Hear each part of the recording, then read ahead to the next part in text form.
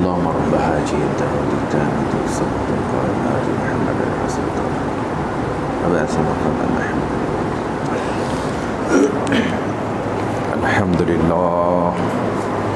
الحمد لله نحمده ونستعينه ونستغفره ونعوذ بالله من شرور أنفسنا ومن سيئات أعمالنا من يهده الله فلا مضل له ومن يضلل فلا هادي له وأشهد أن لا إله إلا الله وحده لا شريك له وأشهد أن محمدا عبده ورسوله.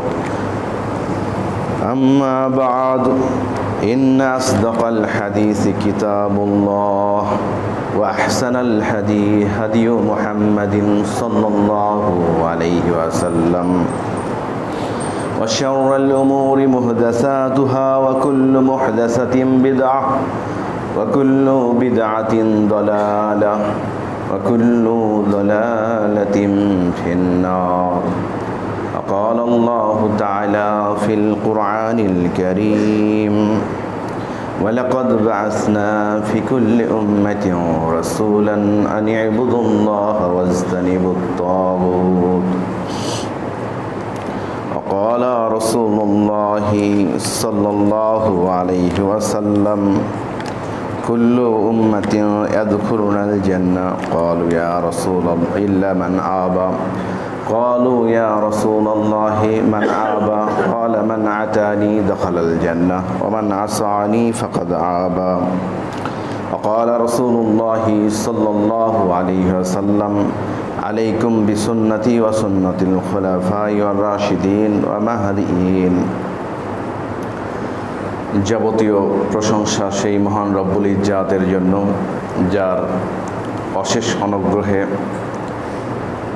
জুমার খুতবা শুরু হওয়ার আগেই আমরা মসজিদে উপস্থিত হতে পেরেছি, তাই সবাই বলি আলহামদুলিল্লাহ।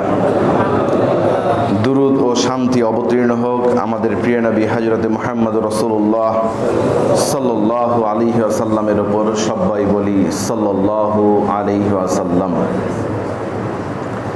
আজকের সংক্ষিপ্ত জুমার খুতবার বিষয়বস্তু হচ্ছে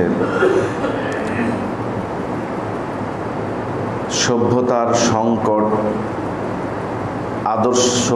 সংকটে আদর্শিক দ্বন্দ্ব ও উত্তরণের উপায়। সারা পৃথিবীতে আজকে সবচাইতে যেটির বেশি সংকট সেটি হচ্ছে আদর্শিক একটি সংকট। 6টি মহাদেশে মানুষ বসবাস করে, বিশেষ করে ইউরোপ, আমেরিকা, এশিয়া, আফ্রিকা,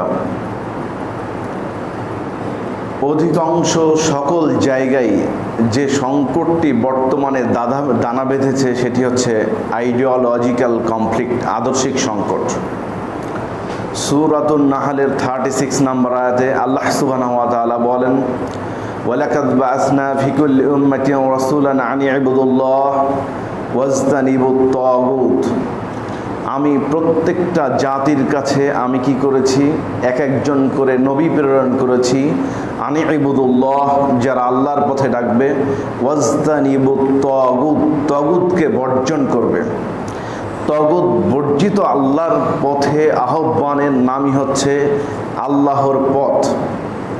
এটা কি? আদম আলাইহিস সালাম থেকে শুরু করে অদ্যাবধি পর্যন্ত আমাদের যত নবী এসেছেন, রাসূল এসেছেন, তাদের একটি মৌলিক দাওয়াতের নাম ছিল ফাআলাম আন্নাহু লা ইলাহা ইল্লাল্লাহ বিমানা লা মা'বুদা বিহাক্কিন ইল্লাল্লাহ। একটি মৌলিক দাওয়াতের নাম হচ্ছে আল্লাহ ছাড়া সত্য কোনো ইলাহ নেই। সমস্যা, সারা পৃথিবীতে প্রায় 850-900 কোটি মানুষের ভিতরে 1 থেকে 150 কোটি মানুষ ব্যতীত সবাই আল্লাহ সুবহানাহু ওয়া তাআলাকে বিশ্বাস করেন, কিন্তু তার সাথে সাদৃশ্য রেখে, তাকে শিরিক করে, তাকে অংশীদারিত্বে রেখে তাকে কি করেন? বিশ্বাস করেন।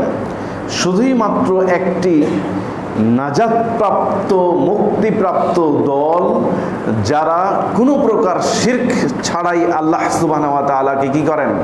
বিশ্বাস করেন। এইটা কে বলছেন? আমাদের প্রিয় নবী হযরতে মুহাম্মদ রাসূলুল্লাহ সাল্লাল্লাহু আলাইহি ওয়াসাল্লাম সাহাবায়ে কেরামদেরকে নিয়ে বসে আছেন। তখন উনি একটি খাত্তা দাগ টানলেন, খাত্তালানা খুতুতান আন ইয়ামিনিহি ওয়ান শিমালিহি, তার ডান এবং বামে তিনি কি করেন? বক্র করে দাগ টানলেন। তারপর তিনি একটি আয়াতে কারিমা তেলাওয়াত করলেন, ওয়া আন্না হাযা সিরাতি মুস্তাকিমা, এটাই হচ্ছে সরল সঠিক পথ। আমরা প্রত্যেক দিন সালাতে একটি আয়াত তিলাওয়াত করি, সূরাতুল ফাতিহায় আল্লাহর কাছে প্রার্থনা করি, ইহদিনাস সিরাতাল মুস্তাকিম, আল্লাহ তুমি আমাদেরকে সরল সঠিক পথ দেখাও। মানে পৃথিবীতে অসংখ্য বক্র পথ আছে, কিন্তু সরল সঠিক পথের জন্য আমরা প্রত্যেক সালাতে আল্লাহ সুবহানাহু ওয়া তাআলা আমাদেরকে তার কাছে প্রার্থনা করার জন্য, তার কাছে আবেদন জানানোর জন্য আয়াতে কারিমা আয়াত নাজিল করেছেন। সম্মানিত মসজিদের উপস্থিতি, আদর্শিক দ্বন্দ্বটা কি জিনিস এটা আমাদের একটু দরকার জানা। দেখুন, প্রত্যেক জায়গায় আদর্শের দ্বন্দ্ব আছে। আজকে কি বার? শুক্রবার বলি। শুক্রবারটা কোত্থেকে আসলো? এটা হচ্ছে একটা সনাতনী নাম। শুক্র থেকে কি শুক্রবার। দেখেন ফ্রাইডে ইংলিশে, স্যাটারডে কোত্থেকে আসলো? রোমানদের যে কৃষি দেবতা স্যাটার্ন, ওইখান থেকে কি আসছে? স্যাটারডে। দেখেন Sunday, Monday, Tuesday, Wednesday, Thursday, Friday, প্রত্যেকটি দিনের সাথে তাদের দেবতার কি আছে? সম্পর্ক আছে। একইভাবে আমরা শনি, রবি, সোম, মঙ্গল, বুধ, এইগুলোর সাথেও হচ্ছে এই ভারতীয় মিথোলজির সাথে কি আছে? সম্পর্ক আছে। তাহলে প্রত্যেকেই তাদের আদর্শের দিকে কি করছে? ডাকছে। কিন্তু যখন মানুষ মুসলিম হয়ে গেছে, তখন তার পুরো আদর্শটাই চেঞ্জ হয়ে গেছে। কারণ আল্লাহর পক্ষ থেকে একটি আশা জীবন বিধানের নাম হচ্ছে ইন্নাদ-দীনা ইনদাল্লাহিল ইসলাম। আল্লাহর পক্ষ থেকে আসা একমাত্র মনোনীত জীবন ব্যবস্থার নাম কি? ইসলাম। কেন? আমরা বলি ধর্ম পালন করতে হবে। ধর্ম মানে কি? যেটা ধারণ করা হয় সেটাকে বলা হয় কি? ধর্ম। হিন্দু একটা ধর্ম, খ্রিস্টিয়ান একটা ধর্ম, জিউস যারা এই যে ইহুদি, তাদেরও একটা কি ধর্ম, কিন্তু ওই ধর্ম আর এই ধর্মের ভিতরে একটি আয়াতেই পার্থক্য আল্লাহ সুবহানাহু ওয়া তাআলা করেছেন, ইন্নাদ দীনা ইনদাল্লাহিল ইসলাম, আল্লাহর পক্ষ থেকে আসা একমাত্র দ্বীনের নাম হচ্ছে কি? ইসলাম। এটা কোনো ধর্ম না, ধর্ম পৃথিবীতে বহু আছে, কিন্তু এটি হচ্ছে দ্বীন, পূর্ণাঙ্গ জীবন ব্যবস্থা। মানুষ ভুল করে ফেলে, বিশ্ববিদ্যালয়ে পড়ে এসেই বলে, উচ্চশিক্ষিত মানুষরা দেখেন আমাদের দেশে উপদেষ্টা পরিষদ কি হলো, শপথ গ্রহণ করলো। শপথ গ্রহণ অনুষ্ঠানে আগে যে এরকম ধরেন অনেকগুলো পাঠ হতো, প্রথমে কোরআন, তারপরে গীতা, তারপরে বাইবেল। আমরা দ্ব্যর্থহীন কণ্ঠে বলেছিলাম আহলুল হাদিস সমাজ যে একই মঞ্চে এতগুলো গ্রন্থ কখনো পাঠ করা যাবে না। তাহলে আপনি কোরআন তেলাওয়াত বাদ দিয়ে দেন, আপনি গীতা দিয়ে উদ্বোধন করেন, বাইবেল দিয়ে উদ্বোধন করেন, ওল্ড টেস্টমেন্ট দিয়ে উদ্বোধন করেন, ত্রিপিটক দিয়ে উদ্বোধন করেন, আমাদের সমস্যা নাই। যদি মনে করে যে ত্রিপিটক যেরকম মহাগ্রন্থ আল কোরআনও সেরকম, ওল্ড টেস্টমেন্টও যেরকম মহাগ্রন্থ আল কোরআনও সেরকম, নিউ টেস্টমেন্টও যেরকম মহাগ্রন্থ আল কোরআনও সেরকম, কোনো মুসলমানের বাচ্চা যদি এটা বিশ্বাস করে, তার ঈমান সেখান থেকে নষ্ট হয়ে যাবে। এই জন্য তো আমাদের উচ্চশিক্ষিত মানুষগণ বলেছিল ধর্ম যার যার, উৎসব সবার। কিন্তু এখন কি হচ্ছে, এখন আবার আরেকটা তত্ত্ব আসছে, সকল ধর্মের প্রতি আমরা সমানভাবে শ্রদ্ধাশীল। মুসলমানের কোনো সন্তান সকল ধর্মের প্রতি সমান শ্রদ্ধাশীল হতে পারে না, সকল ধর্মের প্রতি সহনশীল আর শ্রদ্ধাশীল শুধুমাত্র একটি ধর্মের ওপর হবে, সেটি হচ্ছে কি? দ্বীন ইসলাম। কারণ 1450 বছর থেকে 2000 বছর আগে কি আল্লাহ আসমানি গ্রন্থ এসেছে, তার 1000 বছর আগেও আসমানি গ্রন্থ এসেছে। কারণ মৌলিক বিশ্বাস যত আদম থেকে মহানবী সাল্লাল্লাহু আলাইহি সাল্লাম পর্যন্ত সবই একই, কি? আল্লাহর উপর বিশ্বাস, নবীগণের উপর বিশ্বাস, তাকদীরের উপর বিশ্বাস, ফেরেশতাগণের উপর বিশ্বাস, সব একই আকীদার বিষয়। কিন্তু সালাতে পার্থক্য, ইহুদিদের সালাত একরকম, আমাদের মুহাম্মদ সাল্লাল্লাহু আলাইহি সাল্লাম যে সালাত দিয়েছেন আর এক রকম, এই কি খ্রিস্টানদের সিয়াম একরকম, মুসলমানদের সিয়াম আর এক রকম, কিন্তু মৌলিক কিছু বিষয়ে কি একই রকম। কিন্তু কেন পরিবর্তন হয়ে গেল? এটা পরিবর্তন স্বয়ং আল্লাহ সুবহানাহু ওয়া তাআলা করেছেন। দেখেন আজকে সারা পৃথিবীতে বাইবেল আছে, তার অনেকগুলো ভার্সন আছে। সনাতন বলা হয়, অনেকগুলো কি ঋগ্বেদ, যজুর্বেদ, অনেক বেদ আছে। দেখেন পশ্চিমবঙ্গে একরকম, কেরালায় গিয়ে আর এক রকম, ঝাড়খণ্ডে গিয়ে আর এক রকম। কিন্তু আপনি দেখুন মধ্যপ্রাচ্যেও যায়, ইউরোপেও তা, বাংলাদেশেও তা, সেই গ্রন্থটির একটি নোক্তা হরফ 1450 বছর থেকে অদ্যাবধি পর্যন্ত একটিও পরিবর্তন হয়নি। জীবন্ত মৌজেজা মানুষের বিশ্বাসের জন্য, সেটি হচ্ছে মহাগ্রন্থ আল কোরআন। একে সার্টিফাই করার জন্য আল্লাহ তাআলা বলছেন, ইন্না নাহনু নাযালনা যিকরা ওয়া ইন্না লাহু লাহাফিজুন। পৃথিবীতে আল্লাহ তাআলা একটি গ্রন্থের স্বয়ং হেফাজতের দায়িত্ব নিয়ে নিয়েছেন, সেটি হচ্ছে মহাগ্রন্থ আল কোরআন। আর এর জীবন্ত ফটোকপির নাম, জেরক্স কপির নাম হচ্ছে আমাদের প্রিয় নবী হযরতে মুহাম্মদ রাসূলুল্লাহ সাল্লাল্লাহু আলাইহি ওয়াসাল্লাম। এটা এর চাইতে আর বিশ্বাসের আমাদের কি আছে? আল্লাহ সুবহানাহু ওয়া তাআলা বলছেন, ওয়ামা ইয়ানতিকু আনিল হাওয়া ইন হুয়া ইল্লা ওয়াহিয়ুহা। আল্লাহর নবী যা নিয়ে এসেছেন তাই হচ্ছে ওহী। একটি হচ্ছে আল্লাহর পক্ষ থেকে আসা সরাসরি ওহী, আর নবীর জীবন বিধান হচ্ছে কি? একটি পরোক্ষ ওহী, যেটা মানব জীবনের জন্য একবারে কি মান্য বরণীয়।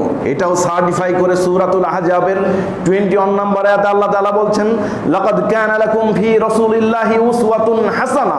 পৃথিবীতে শ্রেষ্ঠতম আদর্শের মানে মানুষের নাম হচ্ছে আমাদের প্রিয় নবী হযরত মুহাম্মদ রাসূলুল্লাহ সাল্লাল্লাহু আলাইহি সাল্লাম। কিন্তু ওই যে বললাম, একটু শিক্ষিত হলেও শপথ বাক্য যখন পাঠ করছে, তখন বলছে সশ্রদ্ধ চিত্তে আমি কি করছি? শপথ গ্রহণ করছি।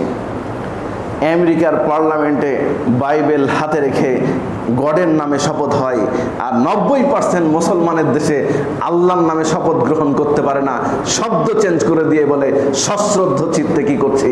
শপথ করছি।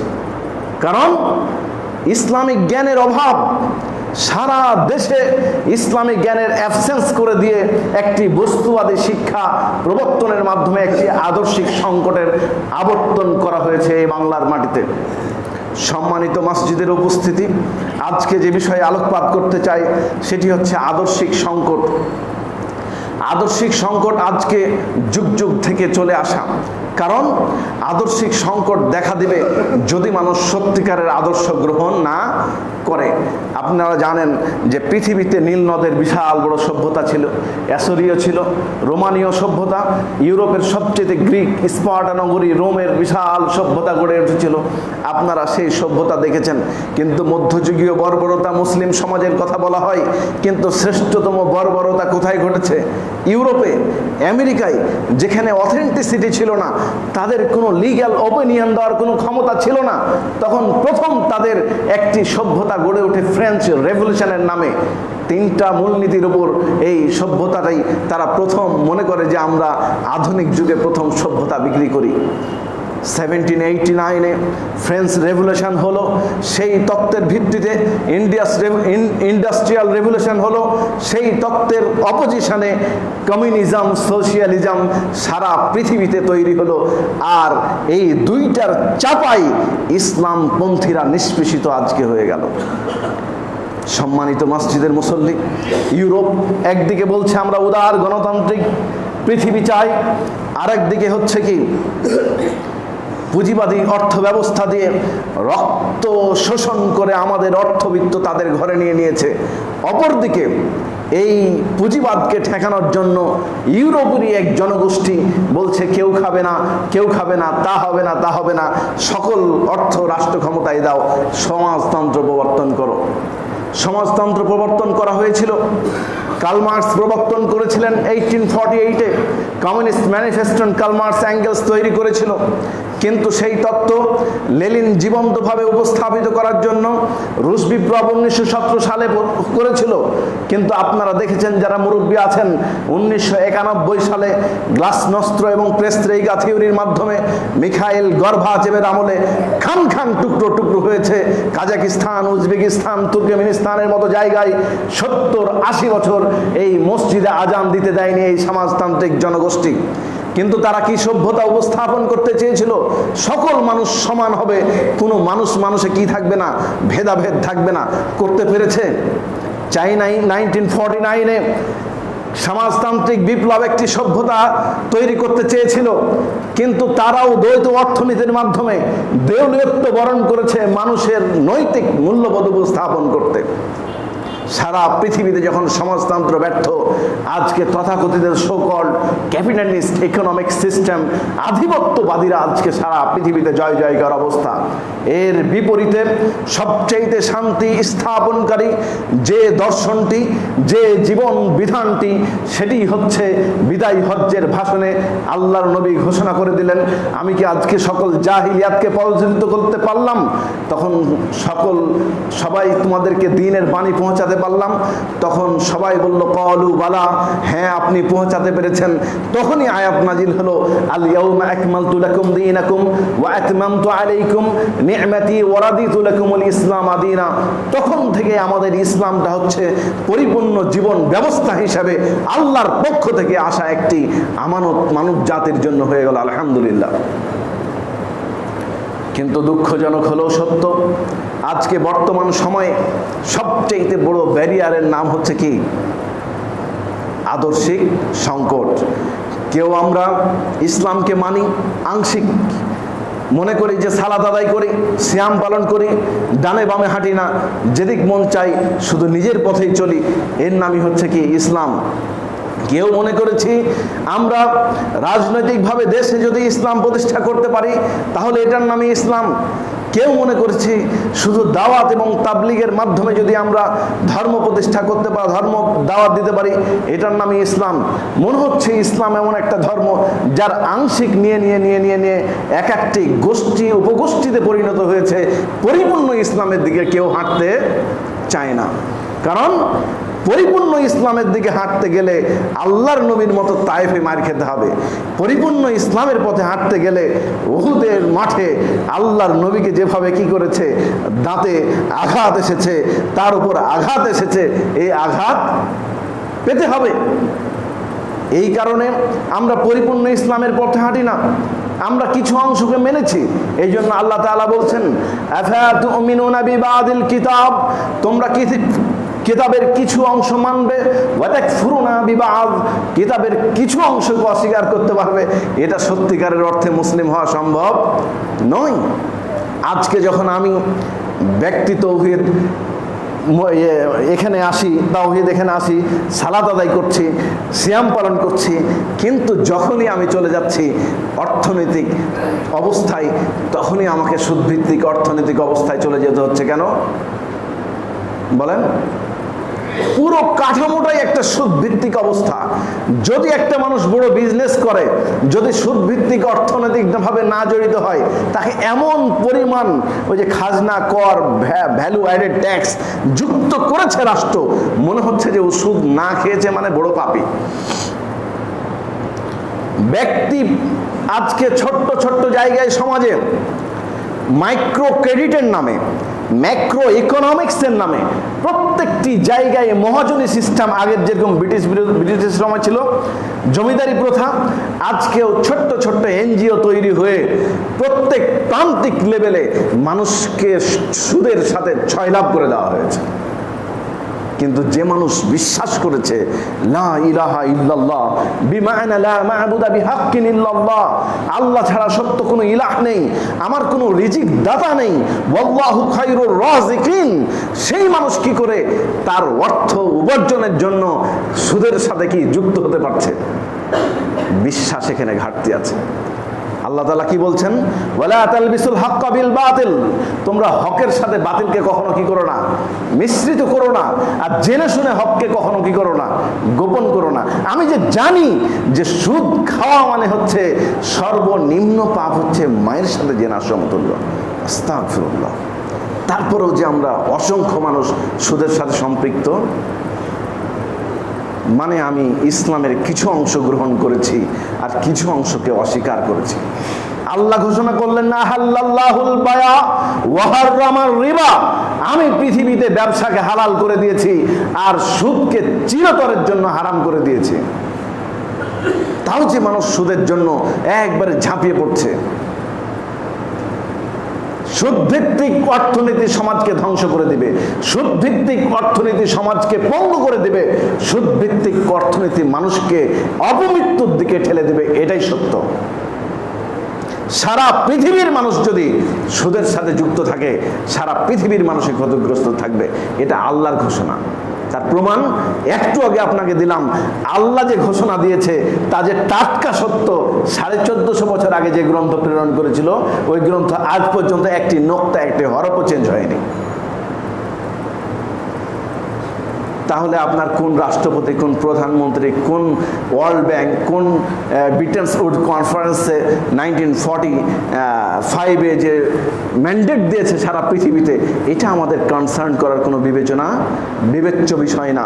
আমাদের বিবেচ্য বিষয়ের নামই হচ্ছে কি? সুদ হারাম।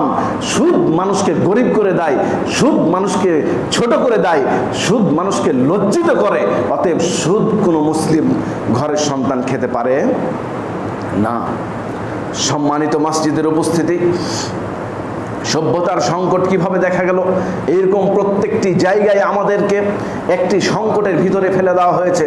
একটু আগে যে টাটকা আপনাদের উদাহরণ দিচ্ছিলাম, যে দেখুন একটি বিশ্ববিদ্যালয় থেকে, একটি ভালো জায়গা থেকে পড়ে এসেই মনে হয় যে একটু ধর্মের বিরোধিতা বা ধর্ম কিছু সাবকনসিয়াস মাইন্ডে তাকে একটু বিরোধিতা বা হুজুর আলেম ওলামাদের বিরোধিতা করলে একটু শিক্ষিত মানুষদের ভালো লাগে। কেন? ওই ঘরের সন্তানটি তো আমাদের, যে সেক্রেটারিয়েটে গিয়েছে, যে পার্লামেন্টে গিয়েছে, যে রাষ্ট্রের বিভিন্ন অর্গানগুলো পরিচালনা করে, কিন্তু ও কেন এই টাটকা কথাগুলো, মিথ্যা কথাগুলো বলছে এবং অন্য ধর্মের সাথে আমাদের ধর্মকে একটা সাধারণ ধর্ম হিসেবে তুলনা করছে? কারণ তার প্রথম হচ্ছে জ্ঞানের অভাব। কোন জ্ঞানের অভাব? ইসলামী জ্ঞানের অভাব। আজকে সভ্যতার বাংলাদেশের সবচেয়ে বড় সংকটের একটি অন্যতম পথের নাম হচ্ছে কি? ইসলামী জ্ঞানের অভাব। কিভাবে আমাদেরকে মেরে ফেলা হয়েছে একটু আপনাদের সামনে উপস্থাপন করতে চাই। আমাদের এই উপমহাদেশ প্রায় 15,000 বছর ইসলামী শিক্ষা এবং সেই আদলেই এদেশের আইন বিভাগ, বিচার বিভাগ, শাসন বিভাগ মোগল আমল, সুলতানি আমল, নবাবী আমল সব জায়গায় চলেছে। ত্রুটি বিচ্যুতি আলোচনা সমালোচনা আছে। কোনো কোনো সময় শিয়া শাসকরা বেশি ছিল, কোনো কোনো সময় আহলে সুন্নাহ ওয়াল জামাতের লোকজনও ছিল। ত্রুটি বিচ্যুতি আছে, কিন্তু যারা পরিচালনা করেছে তারা ম্যাক্সিমামে কি ইসলামিক শিক্ষায় শিক্ষিত। দুঃখজনক হলেও সত্য, 1757 সালে এই বাংলার স্বাধীনতার সূর্য যখন অস্তমিত যায়, ব্রিটিশ ইস্ট ইন্ডিয়া কোম্পানি যখন দখল করে, তখন তাদের বিরুদ্ধে আমরা বললাম, এই খ্রিস্টিয়ানদের বিরুদ্ধে, এই বেধর্মীদের বিরুদ্ধে, এই কুফফারদের বিরুদ্ধে আমাদের যুদ্ধ করা হচ্ছে কি ফরজ। কারা ঘোষণা করেছিল? এদেশের আলেম ওলামা। কোন আলেম ওলামা? যারা কোরআন এবং সহিহ সুন্নাহপন্থী আহলুল হাদিস, তারাই প্রথম কি করেছিলেন? ঘোষণা করেছিলেন। কারণ এদেশে আপনারা জানেন ইলমি দুটি ধারা আছে, তিনটি মূলত। প্রথম দুটি ধারা, একটি তারা সৃষ্টি করেছিল জেনারেল, আর একটা হচ্ছে কি ইসলামিক। আগে এরকম কোনো ধারা ছিল না। মুসলিম দেশ, মুসলিম অধ্যাসিত এরিয়া, তার এই শিক্ষার কোনো দুটি ধারা হবে না, একটি ধারা হবে। সেটি হচ্ছে কি প্রথমেতে কোরআন শিখবে, প্রথমে হাদিস শিখবে, তারপরে সে ডাক্তার হোক, ইঞ্জিনিয়ার হোক, যে যেখানে যাবে, বিজনেস ফ্যাকাল্টিতে পড়ুক, কোনো সমস্যা নাই। তার মূল ধারাটাই হবে ইকরা বিসমি রাব্বিকাল্লাযী খালাক। পড়ো তোমার প্রভুর নামে, যিনি তোমাকে সৃষ্টি করেছেন। আল্লাহ তাআলা এই জন্য বললেন গুরুত্ব দিয়ে, কুল হাল ইয়াস্তাবিল্লাযীনা ইয়ালামুনা ওয়াল্লাযীনা লা ইয়ালামুন। হে নবী, আপনি বলে দিন, যে ব্যক্তি শিক্ষিত আর যে ব্যক্তি মূর্খ সে এক নয়। আল্লাহর কাছে যে ব্যক্তি শিক্ষিত আর যে ব্যক্তি মূর্খ এক নয়। আল্লাহ তাআলা বললেন, কুল হাল ইয়াস্তাবিল আমা ওয়াল বাসীর। যার চোখ আছে আর যার চোখ নাই সে কি সমান? বলেন না। যে দেখতে পায় আর যে দেখতে পায় না সে কি সমান? না। যে দেখতে পায় তার দাম বেশি। ধরুন আমি চাইনায় গিয়েছি, মান্দারিন ভাষা জানি না, তাহলে যে জানে ওই ভাষা, চোখ দিয়ে দেখছে, পড়তে পারছে, তার চলাফেরা করা সহজ না আমার বেশি সহজ? তার বেশি সহজ। এই জন্য আল্লাহ তাআলা বলছেন যার চোখ আছে, মানে চোখ শুধু থাকলে হবে না, যে বিষয়ে জানা চোখ। আর কি বলছে? কুল হাল তাস্তাবি যুলমাতা ওয়ান নূর। আলো এবং অন্ধকার যেমন এক হতে পারে না, শিক্ষা এবং কুশিক্ষা বা মূর্খতা এক হতে পারে না। আমরা জানি education is the backbone of a nation. শিক্ষাই হচ্ছে জাতির মেরুদণ্ড। কিন্তু দেখুন, আজকে যদি পরিবারে 3টি সন্তান থাকে, যে সন্তানটি উচ্চ শিক্ষিত হয়েছে, যে সন্তানটি অনেক বড় জায়গায় চলে গেছে, বিজনেস ভালো করে, সে আর পুরান ঢাকায় থাকে না, নতুন ঢাকায় চলে যায়। বাপ মাকে ফ্ল্যাটে ভালো মতো রাখতে চায় না। দেখুন, শহর থেকে, গ্রাম থেকে যারা এসছে শহরে, তারা অধিকাংশই দেখেন তার ফ্ল্যাটে তার বাপ মার স্থান নাই। 3টা ছেলের ভিতরে যে ছেলেটি বাড়ির গৃহস্থালী দেখতো এবং একটু অর্থনৈতিকভাবে নর্মাল, ওর কাছেই হচ্ছে বাপ মা আছে। আজকে হাজার হাজার কোটি টাকা লুটপাট করেছে কে? গ্রামের মিস্ত্রি। যারা শিক্ষিত এই সমাজে, রাস্তাঘাট, কালভার্ট, বিল্ডিং তৈরি করার নামে লক্ষ কোটি টাকা যারা বিদেশে পাচার করেছে, মনে হয় রাজমিস্ত্রিটা, তাই না? কে? শিক্ষিত। আল্লাহ যে বললেন যে শিক্ষিতর দাম বেশি কার কাছে? আল্লাহর কাছে। যে বৌমা শিক্ষিত, ওই বৌমার শাশুড়িকে দেখে না যে একটু মূর্খ, বেশি ভালো পড়াশোনা জানে না, ওই বৌমা আবার কি দেখছে? শাশুড়িকে দেখছে। কিন্তু আল্লাহ যে বলছেন কুল হাল ইয়াস্তাবিল্লাযীনা ইয়ালামুনা ওয়াল্লাযীনা লা ইয়ালামুন, হে নবী আপনি বলে দিন, শিক্ষিত আর মূর্খ আমার কাছে সমান না। চিত্র তো ভিন্ন। এই চিত্রটাই তৈরি করেছে হচ্ছে ব্রিটিশরা। শিক্ষা 2 ভাগে বিভক্ত করে দিয়েছে। বস্তুবাদী কুশিক্ষা দিয়ে আজকে সেক্রেটারিয়েট থেকে শুরু করে প্রত্যেকটি জায়গায় লুটপাটের একটি স্বর্গরাজ্য তৈরি করে ফেলেছে। তাদের কাছে এটা স্বর্গরাজ্য। লুট করতে পারলেই পৃথিবীতে টিকা যায়। ভোগবাদী একটি হচ্ছে মুদান ধর্মে তাদের পরিণত হয়ে গেছে। একটা 12 কাল কিয়ামতের ময়দানকে তারা কি করে না? বিশ্বাস করে না। ও জানেই না যে এটা পরের হক, হকুল ইবাদ। একটি টাকা যদি আমি খাই, কাল কিয়ামতের ময়দানে আলা কুল্লুকুম রাইন ওয়া কুল্লুকুম মাসউলুন আন রায়াতিহি, একটি টাকার জন্য আমাকে কি কঠিন ভাবে জবাবদিহিতা করতে হবে। সম্মানিত মসজিদের উপস্থিতি, দুইটা ভাগ, একটি হচ্ছে শিক্ষিত আর একটি মূর্খ। এই শিক্ষাটাকেই ব্রিটিশরা 1835 বিশেষ করে 1882 সালে শিক্ষা কমিশন, হান্টার শিক্ষা কমিশন গঠন করার মাধ্যমে একটি দুই নীতি শিক্ষা ব্যবস্থা তৈরি করে দেয়।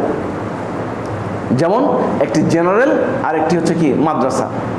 ব্রিটিশরা দেখলো এই আলেম ওলামার বিরুদ্ধে যুদ্ধ করে টিকা সম্ভব না উপমহাদেশে। এরা একবার তিতুমির কি করে, নারিকেল বাড়িয়ায় বিশাল যুদ্ধ পরিচালনা করে ব্রিটিশদের পরাস্ত করে। এইদিকে হাজি শরীয়তুল্লাহ বিশাল সংগঠন তৈরি করে, ওইদিকে শাহ শহীদ ইসমাইল পাটনা থেকে শুরু করে একবারে বিশেষ করে উত্তরাঞ্চল চাঁপাইনবাবগঞ্জ রাজশাহী পর্যন্ত এই অঞ্চলে দাওয়াতি কার্যক্রম করে 80,000 সৈন্য এই অঞ্চল থেকে নিয়ে গিয়ে ব্রিটিশদের বিরুদ্ধে যুদ্ধ প্রস্তুত করে। আবার আরেক দিক দিয়ে শাহ ওলিউল্লাহ মুহাদ্দিস দেহলভির যে শিক্ষার পরিকল্পনা, একদিকে আহলুল হাদিসদের কুলফিল কুলমিয়া নাজির হোসেন দেহলভির যে বিশাল দার্স এবং তাদরিসের ময়দানেরা চালু রাখে, আর একদিকে যুদ্ধ পরিচালনা করে। এদেরকে ঠকানোর পথটা কি? তখন ওরা দেখলো যে এদেরকে ঠকাতে হলে এদের ভিতরে ঢুকে যেতে হবে, এদের আদর্শকে মাপতে হবে। তখন ওরা স্কুল প্রতিষ্ঠা করেনি, কলেজ প্রতিষ্ঠা করেনি।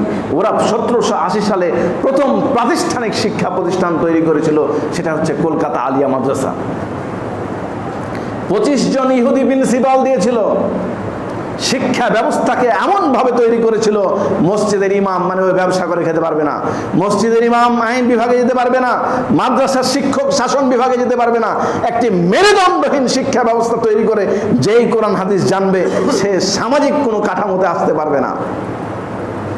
এই শিক্ষা ব্যবস্থা তৈরি করে দিয়ে আজ পর্যন্ত সেই শিক্ষা ব্যবস্থা বলবৎ আছে। তাই আপনার সন্তান শিশু পড়তে যায়, নার্সারি পড়ে, স্কুল পড়ে, কলেজ পড়ে, ভার্সিটি পড়ে, যদি বলা হয় আইন আল্লাহ, আল্লাহ কোথায়? ও বলে আল্লাহ সর্বত্র বিরাজমান। ওকে যদি বলা হয় তুমি কি ধর্ম কি চিনো? হ্যাঁ ধর্ম চিনো, ওই অন্য ধর্ম যেরকম আমার ধর্ম সেরকম। ওকে যদি বলা হয় ধর্ম এবং রাষ্ট্র কি সম্পূর্ণ আলাদা, ধর্ম এবং রাষ্ট্র আলাদা। ধর্ম ধর্মের জায়গায় করবে, রাষ্ট্র রাষ্ট্রের জায়গায় করবে, ধর্ম ধর্মের জায়গায় থাকবে, সমাজ সমাজের জায়গায় থাকবে। কারণ কি? জ্ঞানের অ্যাবসেন্সের কারণে এই পরিবেশটা আমাদের সমাজে তৈরি হয়ে গেছে। অথচ আল্লাহর পক্ষ থেকে আসা কি এসছে? দিন কি? ইন্নাদ-দীনা ইনদাল্লাহিল ইসলাম। আল্লাহর পক্ষ থেকে আসা একমাত্র দিনের নাম হচ্ছে কি? ইসলাম। 1 থেকে মাস্টার্স পর্যন্ত বিশ্ববিদ্যালয়গুলোতে 39টি পাবলিক বিশ্ববিদ্যালয় আছে। এখানে প্রত্যেকটাতে নন মেজর কিছু সাবজেক্ট আছে। মুসলিম 90%-এর দেশ, 90% মুসলমানের দেশ। একটা মুসলমানও চিৎকার করে বলে না, একটা মুসলমানও এই পার্লামেন্টে গিয়ে বলে না, সমাজ ব্যবস্থায় বলে না, রাস্তায় বলে না যে 1 থেকে মাস্টার্স পর্যন্ত মহানবী সাল্লাল্লাহু আলাইহি সাল্লামের জীবনে চালু করতে হবে পড়া। 3 কোটি আহলে হাদিস মাঠে আছে, তাদেরকে আল্লাহ তাআলা দায়িত্ব দিয়েছেন যে তোমরা হকপন্থী দল, কিন্তু তোমাদেরকেও প্রতিবাদ করতে হবে, বলতে হবে যে দেশের শিক্ষা ব্যবস্থায় মহানবী সাল্লাল্লাহু আলাইহি সাল্লামের জীবনে ইনক্লুড করা হোক এবং বিশ্ববিদ্যালয়গুলোতে কোরআনের সিলেবাস চালু করা হোক, স্কুলে চালু করা হোক, কলেজে চালু করা হোক। কারণ আমার ভ্যাটের ট্যাক্সের টাকায় এদেশের সকল কিছু চলে। কে বলছে? আল্লাহ বলছেন ওয়ালতাকুম মিনকুম উম্মাহ ইয়াদউনা ইলাল খায়র ইয়ামুরুনা বিল মারুফ ওয়া ইয়ানহাউনা আনিল মুনকার। তোমাদের ভিতরে এমন একটা গোষ্ঠী থাকবে যারা হচ্ছে কল্যাণের পথে ডাকবে, ইয়ামুরুনা বিল মারুফ সৎ কাজের আদেশ করবে, ওয়া ইয়ানহাউনা আনিল মুনকার অসৎ কাজ থেকে কি করবে? বিরত রাখবে। তাবলীগ আমরা করি, আমরা আমাদের তাবলীগের করার সর্বোচ্চ দায়িত্ব আমাদেরকে আল্লাহ তাআলা দিয়েছেন। কারণ আল্লাহ তাআলা বলছেন ইয়া আইয়ুহার রাসূল বাল্লিগ মা উনজিলা ইলাইকা মির রাব্বিক, হে নবী তুমি তাবলীগ করো। কারণ তাবলীগ ছাড়া কোনো পথ নাই। তাবলীগ আমাদের দেশে এক ভিন্নভাবে বানিয়ে নিয়েছে। শুধুই তাবলীগ করবে, আমর বিল মারুফের কাজ করবে, নাহি আনিল মুনকারের কাজ করবে না। 1921 সালে উপমহাদেশে তথাকথিত তাবলীগ তো প্রতিষ্ঠিত হলো, কিন্তু সেই তাবলীগের অনুসরণ আহলুল হাদিসরা কখনো করেনি। কিন্তু বর্তমান পরিস্থিতিতে যদি আমরা প্রতিবাদ করতে অন্ততপক্ষ না শিখি, তাহলে সেই তাবলীগের পথে আমরা হাঁটবো। কারণ আল্লাহ নবী বলছেন কি যে মান রাআ মিনকুম মুনকারান ফালিগাইয়িরহু বিয়াদিহি ফাইন লাম ইয়াস্তাতি ফাবিলিসানিহি, তোমাদের সামনে যদি কোনো খারাপ কাজ দেখো তাহলে তুমি হাত দিয়ে প্রতিহত করো।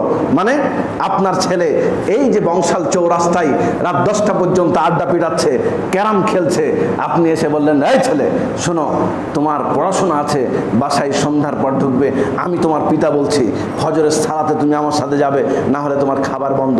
হাত দিয়ে প্রতিহত করলেন, বুঝতে পারেননি, হাত দিয়ে প্রতিহত করলেন। কিন্তু এখানে ধরেন কি যে একটা বাড়িতে চুরি হয়ে গেছে, চোর ধরা পড়েছে, এই মালিটোলা মসজিদের ইমাম এর কাছে বিচার নিয়ে আসা হলো, বা সভাপতি মহোদয়ের কাছে বিচার নিয়ে আসা হলো। উনি তো জানেন আস-সারিকু আস-সারিকাতু ফাক্কাতু, কি চুরি করলে তার বিধান কি বলেন তো? হাত কাটা। তখন সভাপতি কি করলো? হাত কেটে দিল। সভাপতি মালিটোলায় থাকবে না কেরানীগঞ্জের জেলে থাকবে বলেন? জেলে থাকবে না? এটা ফৌজদারি আইন। কার দায়িত্ব? রাষ্ট্রের। রাষ্ট্রের কাছে আইন পরিবর্তনের জন্য 3 কোটি আহলুল হাদিসকে সোচ্চারভাবে দাবি জানাতে হবে। কেন? আল্লাহর নবী বলছেন মান রাআ মিনকুম মুনকারান ফালিগাইয়িরহু বিয়াদিহি, তোমার সামনে যদি খারাপ মন্দ কাজ হয় তাহলে কি হাত দিয়ে প্রতিহত করো। যতটুকু আমার আওতাধীন হাত দিয়ে প্রতিহত করার অতটুকু করব, আর যতটুকু পারবো না ফাবিলিসানিহি, আমি মুখ দিয়ে কি করো? প্রতিবাদ করব। আর এতটুকু তো আমাদের কনস্টিটিউশন দিয়েছে, 153টি অনুচ্ছেদ আছে, 39 নম্বর আর্টিকেল বলছে এদেশের যত অসংলগ্ন কর্মকাণ্ড আপনার মনে হবে নির্দ্বিধায় আপনি কি করবেন? প্রতিবাদ করবেন। আমরা এমন ফতোয়াবাজিতে মত্ত হয়ে গেছি যে ন্যূনতম প্রতিবাদটুকু নাকি আমাদের জন্য হারাম হয়ে গেছে।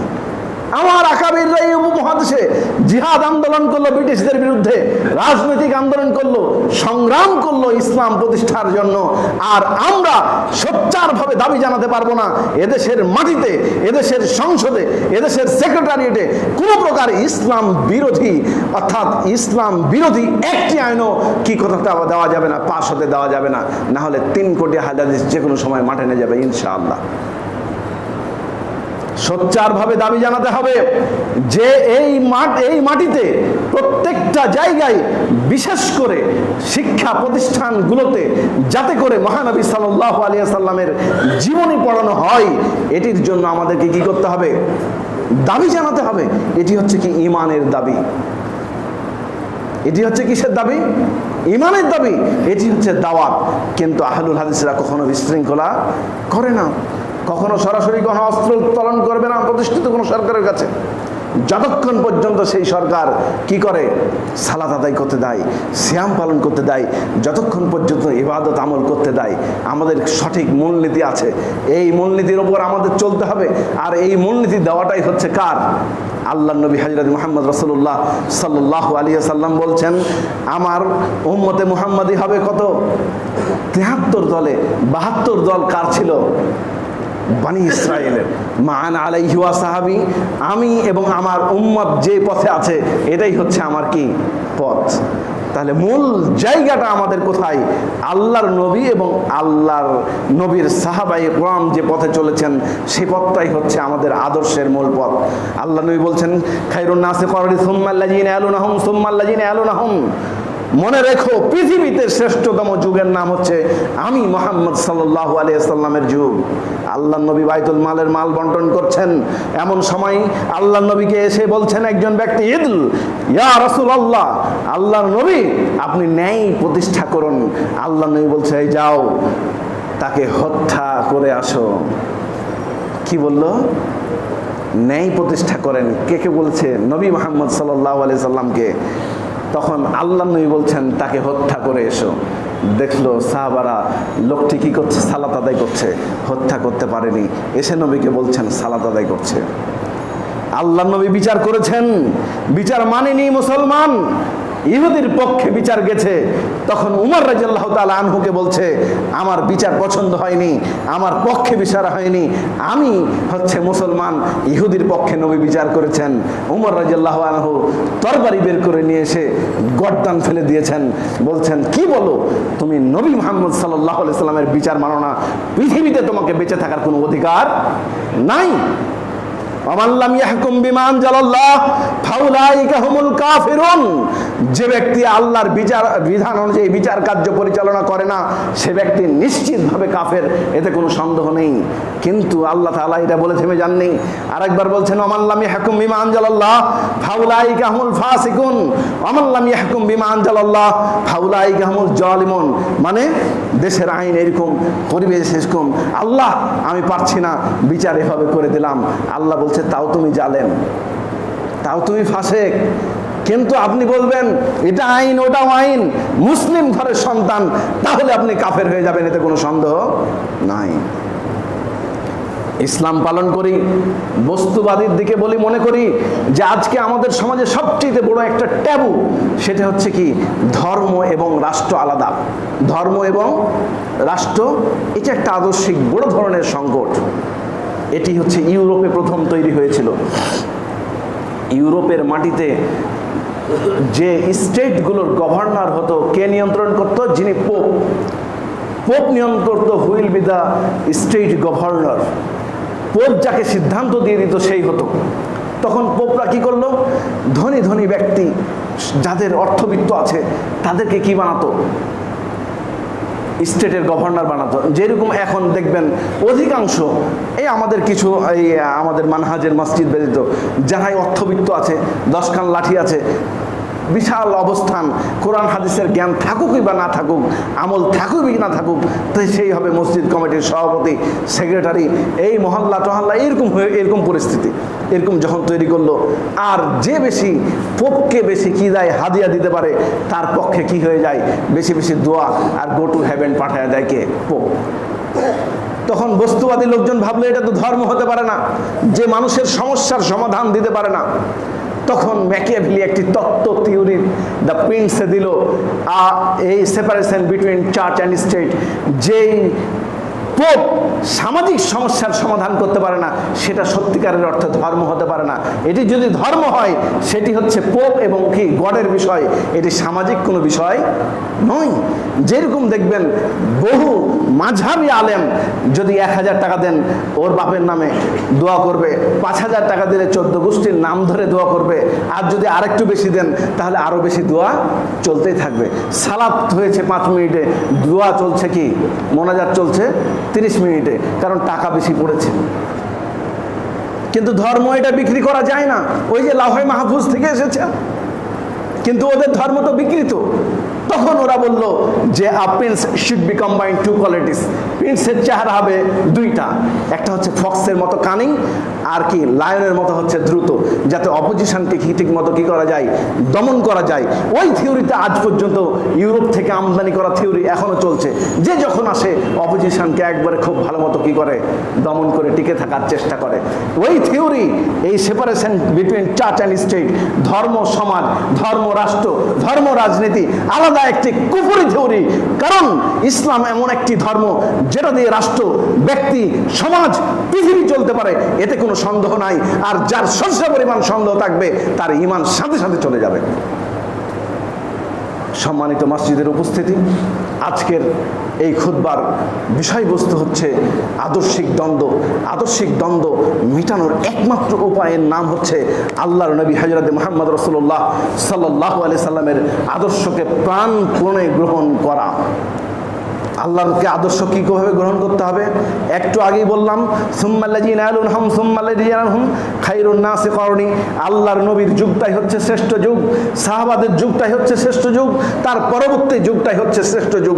সেই যুগের পথ এবং মানহাজ, পথ ও পদ্ধতিকে যে গ্রহণ করে, সেই হচ্ছে শ্রেষ্ঠ। আজকে পৃথিবীতে আপনাকে মনে রাখতে হবে খুব শর্টকাটে, যে পৃথিবীতে 2 ভাগে বিভক্ত, এক দিন আর একটা হচ্ছে কি বেদিন। দিন বেদিন, এই বেদিনদের 2টি তত্ত্ব, এক পুঁজিবাদ আর একটি হচ্ছে সমাজতন্ত্র। দুটাই চেষ্টা করছে ইসলামকে কণ্ঠাসা করার জন্য। কিন্তু মনে রাখতে হবে আল্লাহর নবী যে ঘোষণা করেছেন, লা তাযালু তাইফাতুম মিন উম্মাহ যাহিরান আলাল হক লা ইয়াযুরুহুম মান খাযালাহুম হাত্তা ইয়াতি আমরুল্লাহি ওয়া হুম কাযালিক। পৃথিবীতে যতই ক্ষতি করার চেষ্টা করুন না কেন, যতই সমস্যা করার চেষ্টা করুক না কেন, একটি দল, একটি জনগোষ্ঠী যারা হকের পথে থাকবে, তাদেরকে কখনো বস্তুতে দেখে মনে হবে ক্ষতি করা হচ্ছে, কিন্তু কিয়ামত পর্যন্ত ক্ষতি করতে পারবে না, টিকেই থাকবে। এটা হচ্ছে আল্লাহর দ্বীন। নবী মুহাম্মদ সাল্লাল্লাহু আলাইহি সাল্লামের দিন, কারণ গ্রহণ করা মাত্রই আল্লাহর রহমত চলে আসে। আম্মার ইবনে ইয়াসির, সুমাইয়া রাদিয়াল্লাহু তাআলা আনহাকে মারা হচ্ছে, মারতে মারতে রাসূল সাল্লাল্লাহু আলাইহি সাল্লাম পাশ দিয়ে হেঁটে যাচ্ছেন, এত প্রহার করছে, বলছে কোত্থেকে নতুন ধর্ম গ্রহণ করেছো, কেন নতুন ধর্ম গ্রহণ করলা, কেন মুহাম্মাদের ধর্ম গ্রহণ করলা। তখন তাকে মারা শুরু করলো, বেধড়ক পিটেছে, আম্মারকে বেঁধে রাখা, ইয়াসির বেঁধে রাখা, প্রচন্ডভাবে মারছে, শেষ পর্যন্ত নারীকেও মারছে। ইসলামে কিন্তু নারী শিশু মারা যাবে না, যুদ্ধনীতিতে না। ওরা কি থিওরি তৈরি করেছে, 1948-এ যে জাতিসংঘ নামক প্রতিষ্ঠা করার পর যে চার্টার তৈরি করেছে, আজকে ফিলিস্তিনের মাটিতে শত শত নারী শিশুকে তারা হত্যা করছে। কোন সনদের ভিত্তিতে, কোন মানবতার ভিত্তিতে? আজকে উইঘুরে শত শত শিশুকে হত্যা করা হয়েছে, কোন মানবতার ভিত্তিতে, কোন তত্ত্বের ভিত্তিতে? কিন্তু দেখুন, তখন থেকে এই কুফফার বেদিন দিনের ভিতরে কি পার্থক্য আছে। আল্লাহ নবী বলছেন, ফাইন্না মাউযুকুমুল জান্নাহ, হে আম্মার, ইয়াসির, হে সুমাইয়া, ধৈর্য ধারণ করো। বল্লা মেরে যখন সুমাইয়া রাদিয়াল্লাহু তাআলা আনহার জনিপথে বল্লম মেরে যখন দ্বিখণ্ডিত করে হত্যা করা হলো, শাহাদাত বরণ করলেন, পৃথিবীর বুকে প্রথম একজন নারী ইসলামের জন্য জীবন দিলেন, তাকে আল্লাহর নবী কিছু করতে পারেননি, পাশ দিয়ে হেঁটে গিয়ে বললেন, চিন্তা করো না, তোমার জন্য জান্নাত অপেক্ষা করছে। এটার নাম হচ্ছে ইসলাম গ্রহণ করা। হাফসে গোলাম পথ ছেড়ে দিল, চাকরি ছেড়ে দিল, আল্লাহর নবী হযরতে মুহাম্মদ রাসূলুল্লাহ সাল্লাল্লাহু আলাইহি সাল্লামের দ্বীন গ্রহণ করলো। উত্তপ্ত বালি, যারা হজে গিয়েছেন তারা জানেন, সাধারণত মদিনার আশপাশে বাইরে হাঁটা যায় না, পা না হলে ফোসা নিয়ে নেয়। উত্তপ্ত বালি, এত উত্তপ্ত বালির ওপর চাপা দিয়ে, পাথর চাপা দিয়ে বলছে, বল এই মুহাম্মদের দিন ছেড়ে আয়। আহাদ আহাদ আহাদ, উত্তপ্ত বালি, ফুসকা কালো মানুষ, কিন্তু একটির ওপর বিশ্বাস করেছে, আমি যে নবী মুহাম্মদ সাল্লাল্লাহু আলাইহি সাল্লামের দিনকে গ্রহণ করেছি, ওই দিনের ওপর অবিচল থাকবো। পৃথিবীর কোনো শক্তি, পৃথিবীর কোনো দাম্ভিকতা, পৃথিবীর কোনো কষ্ট, পৃথিবীর কোনো ঐশ্বর্য আমাকে এই দিন থেকে বিচলিত করতে পারবে না। দুঃখজনক হলেও সত্য, এই দিন গ্রহণ করার ক্ষেত্রে প্রথমে আমরা সব কিছুকে বিচলিত করে দিয়ে আজকে আমরা নিজের দিনকে আমাদের কাছ থেকে দূরে সরিয়ে দেওয়ার কারণেই আজকে আমাদের সেইভাবে, যেভাবে ইসলামকে গ্রহণ করেছিল আবু বকর রাদিয়াল্লাহু তাআলা আনহু, যেভাবে গ্রহণ করেছিল উসমান রাদিয়াল্লাহু তাআলা আনহু, যেভাবে গ্রহণ করেছিল ওমর রাদিয়াল্লাহু তাআলা আনহু, সেইভাবে গ্রহণ না করার ফলশ্রুতিতে আজকে আমরা এই দিন থেকে দূরে সরে গিয়েছি। কারণ বাপের পাওয়া দিন পেয়েছি। কুল্লু মাউলিদুন ইউলাদু আলাল ফিতরা ফাআবুয়াহু ইহবিদানিহি আও ইউনাসসারানিহি আও ইউমাজ্জিসানিহি। ওই যে ইহুদির পেটা ইহুদির বাড়িতে বসবাস করে তাই ইহুদি হয়ে গেছে, নাসারার ছেলে নাসারা বসবাস করে তাই নাসারা হয়ে গেছে, মুসলমানের ঘরে জন্মগ্রহণ করেছি তাই মুসলমান, তাই ঈদের সালাতে আসি, জুমার সালাতে আসি, অন্য সালাতে আমার কি আসা চলে না।